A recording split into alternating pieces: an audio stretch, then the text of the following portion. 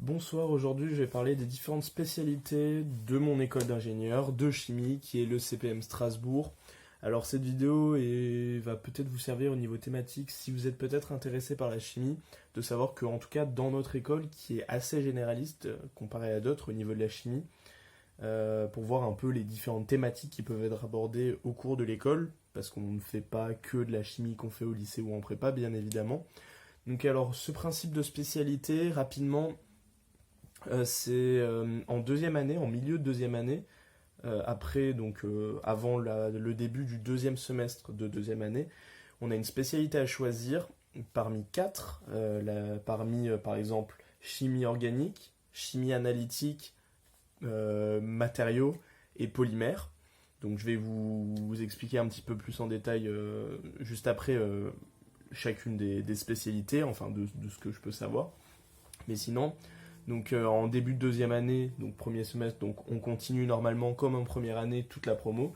Et puis après, au bout du deuxième semestre, on fait notre choix de spécialité, on est séparé la promo donc en quatre, en sachant qu'il y en a une cinquième qui a été rajoutée récemment de spécialité, je vais vous en reparler, donc que vous pourrez faire si vous arrivez à l'ECPM bien sûr.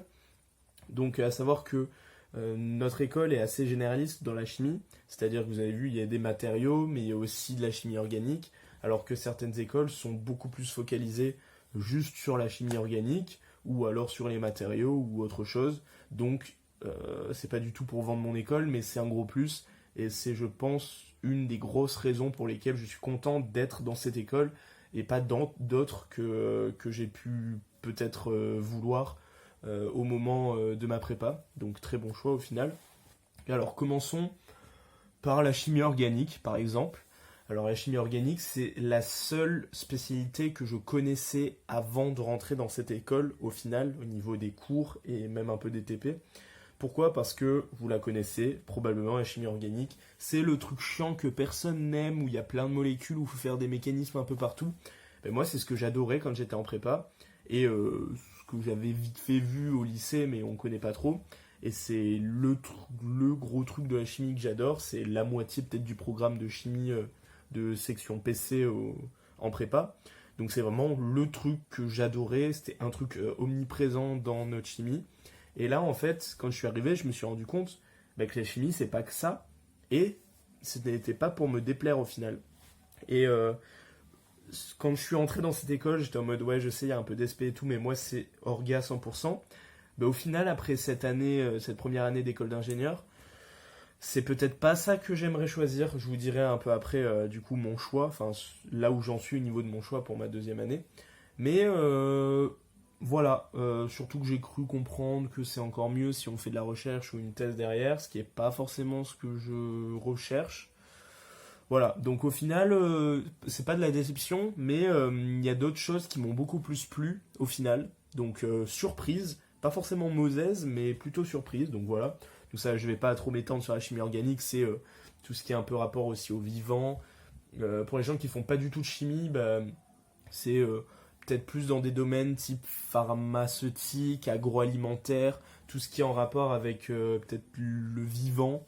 S'il y a des gens qui font de la chimie orga, définissez-le peut-être plus en détail dans les commentaires si vous voulez.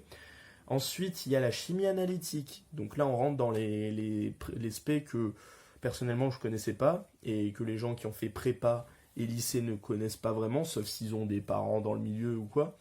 C'est à peu près dans le nom, c'est basé essentiellement sur des analyses.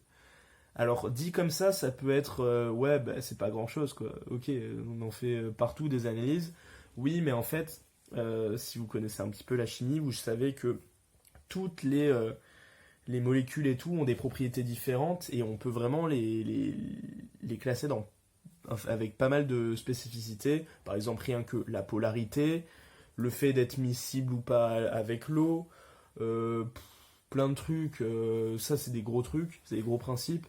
Mais il y a plein de choses comme ça. Ou alors de la miscibilité entre molécules. Et en fait, ce qui débouche à plein de techniques différentes qu'il faut avoir en tête et qu'il faut maîtriser, euh, rien que sur le fait de vouloir mesurer telle ou telle chose, de savoir si on a plutôt tel stéréoisomère dans cette solution à la fin d'un process. Et c'est une spé qui est très présente au final dans le monde professionnel. C'est-à-dire que je vous ai dit, par exemple, la chimie orga, c'était plutôt pharmaceutique et agroalimentaire. Ben là, en fait, la chimie analytique, de ce que j'ai compris, c'est qu'il y en a partout, il y en a besoin partout. Que ce soit dans l'automobile, dans les matériaux, dans l'environnement, les énergies, mais aussi dans la pharmaceutique, dans l'agroalimentaire. C'est des choses qui sont essentielles dans chaque process, dans chaque synthèse de molécules ou quoi. Et c'est une des SP, je pense, que je vais choisir. Donc voilà, les TP m'ont fait grave kiffer. Je connaissais pas du tout cette matière, donc c'est une découverte. Ensuite, il y a les matériaux. Donc on a fait des TP chimie du solide, donc qui sont un peu en rapport. On a fait des TP sur ces 4 spécialités. Je reviendrai sur une autre vidéo, je pense, sur les TP qu'on fait, qui sont très cool d'ailleurs.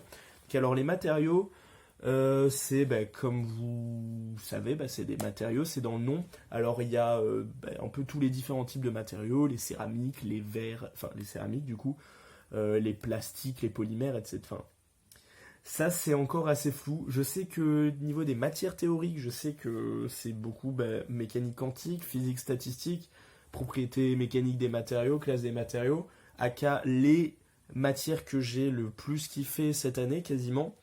Donc voilà, j'attends vraiment de voir les prochains TP de matériaux qu'on va avoir qui rentreront bien dans l'art parce que je ne sais pas encore quoi choisir entre analytique et matériaux. Je pense que aujourd'hui, c'est l'hésitation que j'ai entre ces deux-là et j'ai un peu laissé l'orga. Donc voilà, c'est une spé qui est peut-être un peu réputée comme dure. Niveau des cours, il y a des gros cours un peu durs. Mais si c'est la mécanique quantique, je sais pas. Ça peut, parce que moi j'aime beaucoup. Donc voilà, je verrai. Ça aussi, je demanderai aussi aux deuxième année, enfin aux futures troisième année du coup. J'ai déjà un peu commencé, mais voilà. Et il y a enfin les polymères. Alors les polymères, qu'est-ce que c'est? Vous avez probablement jamais entendu parler de ce que c'est. Enfin, le nom vous connaissez, je pense, mais vous savez pas ce que c'est, je pense. Enfin, ça dépend. Si vous aviez été en prépa section PC, vous savez ce que c'est. Si vous avez fait une licence, peut-être il y a des trucs au niveau des polymères, peut-être, mais c'est un truc qu'on voit très peu dans le secondaire. Enfin, pas du tout en fait. C'est, pour faire simple, c'est des macromolécules, donc des grosses molécules, certaines jusqu'à je sais plus quelle échelle, quelques millimètres. Donc ça peut être des très grosses molécules et qui sont composées en fait de plein de petites molécules qui s'enchaînent en fait. C'est des monomères, plein de petits monomères qui sont très petits et avec certaines réactions, on les assemble et ça crée un schéma qui se répète et ça offre en fait plein de nouvelles propriétés de matériaux, etc. Et les polymères, parmi les plus connus, il y a les plastiques, le PET, le PE, polyéthylène, polyéthylène terephthalate, le polystyrène, le nylon, etc. Tout ça, c'est des polymères qui sont très utilisés et c'est intéressant, mais la théorie qu'on a fait était très redondante, j'ai trouvé, et les TP ne m'ont pas... Enfin, c'est pas ceux qui m'ont le plus plu, donc je pense que je la laisserai de côté, cette spé, même si je trouve que c'est quand même intéressant, mais on a eu beaucoup de matières théoriques qui étaient la même chose en fait au niveau des polymères et ça m'a un peu saoulé.